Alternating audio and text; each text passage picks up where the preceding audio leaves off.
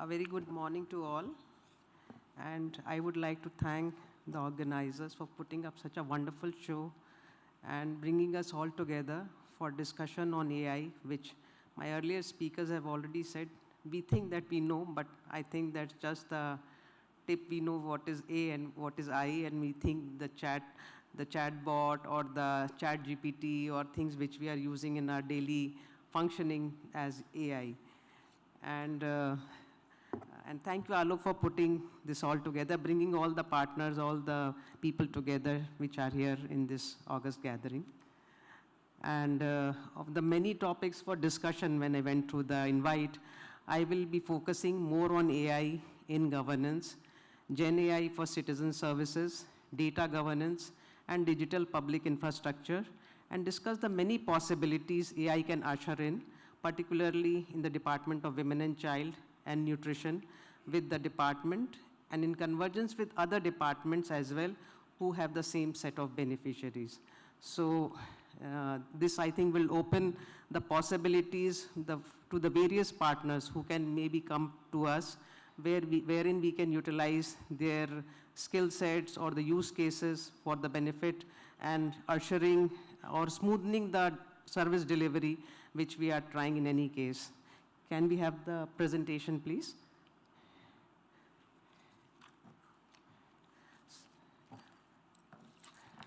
So let me share how AI share the vision of ICDS, how artificial intelligence can transform nutrition governance in the state. And I will use a presentation to demonstrate my thoughts that here we have an Anganwadi worker, and I'm coming to very basics. So, and her job is to take care of the pregnant lactating mothers and the children. She meets a pregnant woman, records her weight, notes her hemoglobin, etc. All this data then goes to the system, which is called a portion tracker, and there is no current guidance, no warning, no prioritization. However, when the system speaks to each other, then it translates into simple actionable points and prompts to the Anganwadi. She takes it as a guidance in form of a increase in protein intake if the mother is required to take, ensure that the THR which is distributed to her is done timely, and she takes it at in the appropriate amount at the appropriate time. And if it's a serious case, then she can perhaps refer the pregnant women to the nearest Ayushman Arogya Mandir, which is under the health department. So it helps us in anticipating, prioritizing, and act early with precision. So why AI in governance? Sorry. So why AI in governance? So what I said, that portion tracker is a huge, humongous data set. From passive data repository, it can be translated into an intelligent decision making system. So as we say that what I told in the earlier slide, all the parameters are recorded, the data rests in the system, there's no guidance, no warning, no prioritization, and decision based on the last month's report, which comes up after that. But however, if we integrate it with AI, then we start anticipating risks before it manifests, prompt the worker with actionable points, and links the beneficiary to ICDS, health, and other convergent services which are required.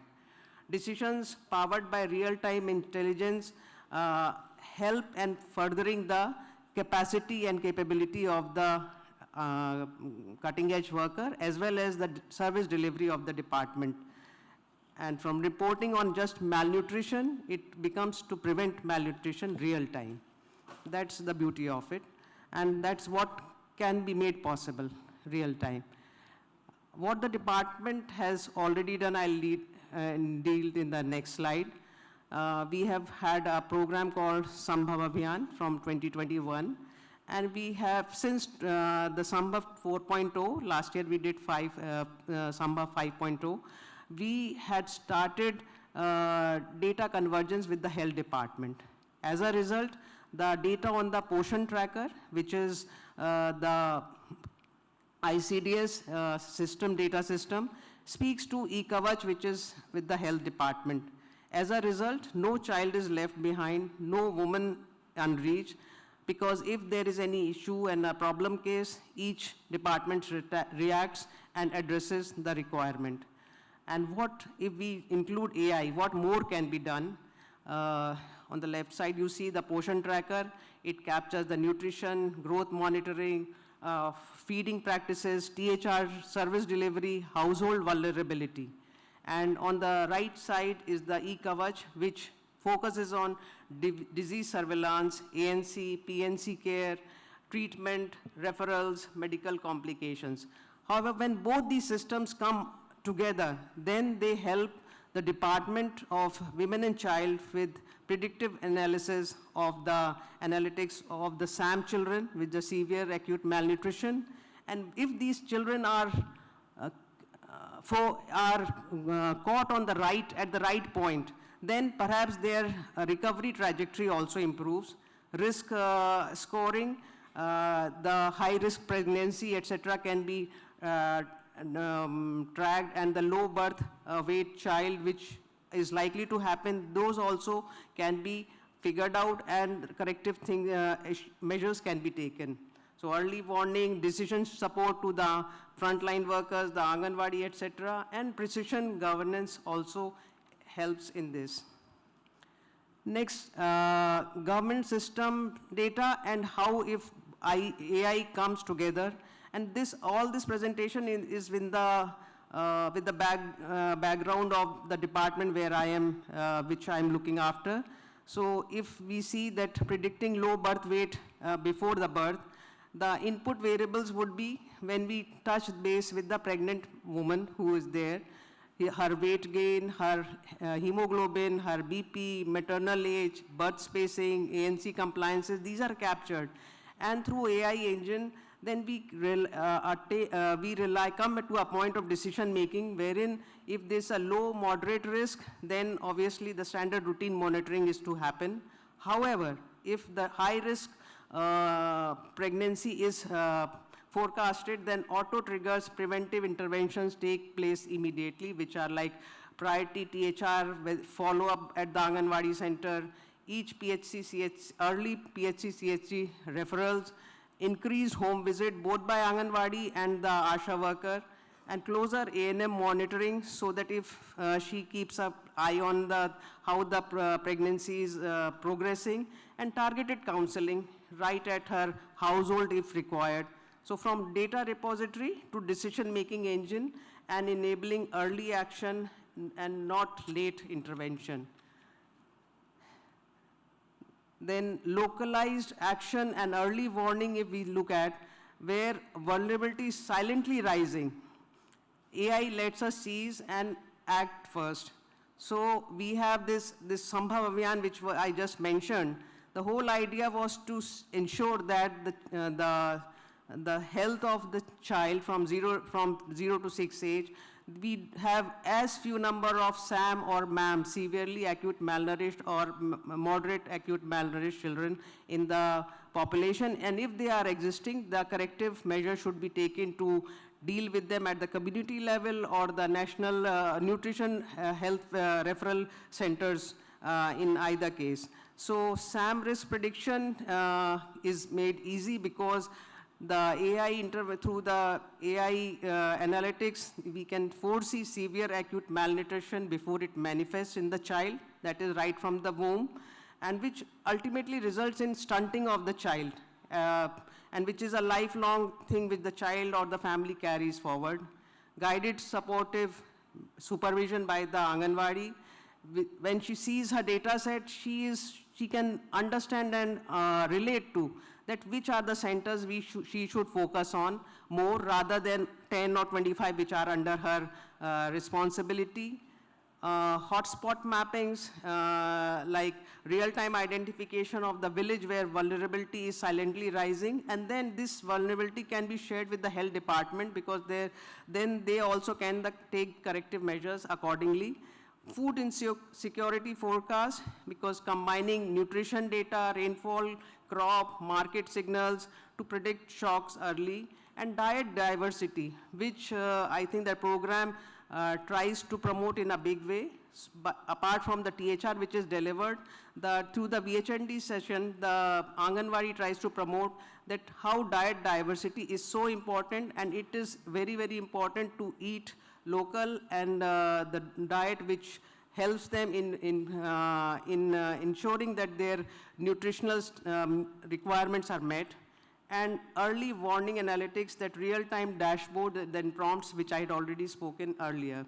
So AI can help us act smarter, more precisely, and transforming data into responsive governance. Alok mentioned about Kanya Sumangla Yojana, which we as a department run, with the basic objective to ensure the gender parity and ensure that the girl child who is born is given right from the birth a good opportunity for schooling right up till her graduation. And through AI, we can track her birth, early registration with the ICDS department and health convergence.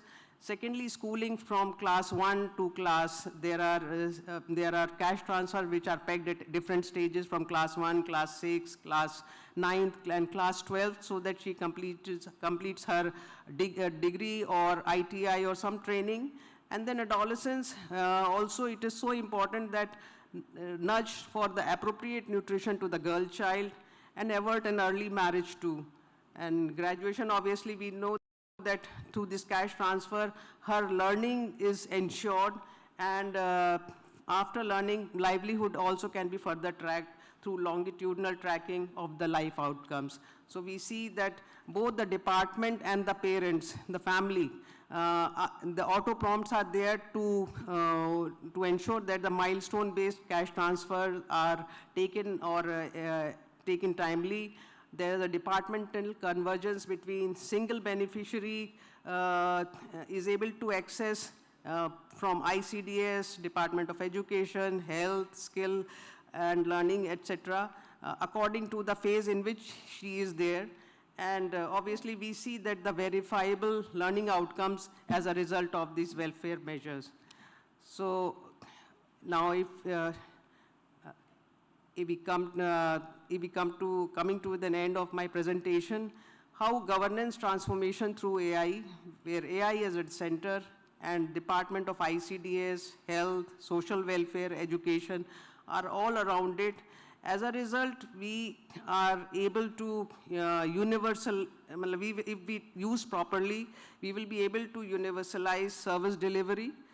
One beneficiary will get many benefits, and they will be properly mapped, and there will be no missing out on it. Risk-based prioritization. So as I've said earlier also, that highest needed cases are tackled first. Real-time administration, I think this is very important. Decision on live intelligence, rather on the last month's report, which is coming to us. As happens often in the government, that we always see what progress has happened during the last month or year, and then we try to build upon our how we need to proceed further. And frontline workers empowerment, so that workers and supervisors are guided by the data rather than review meetings. Obviously, those will happen. We can't do away with that, and we should not do away, but at least they have real-time guidance what to do and how to approach the problem at hand. And I think with the AI, we can, as we say, that it should be used as a complementing tool to take us ahead, not as a substitute. And we hope that with the proper usage, proper nudging, it can help us in making, can become a stepping stone for becoming Uttar Pradesh, with the right care for every child, right service delivered by an empowered frontline worker, and right time because earlier, smarter, and more precisely we do it, the better will be the outcome. And it's all about the child who never becomes undernourished, malnourished, and a mother and adolescent who gets the right care at the right time. Thank you so much. Jai Hind, Jai Bharat.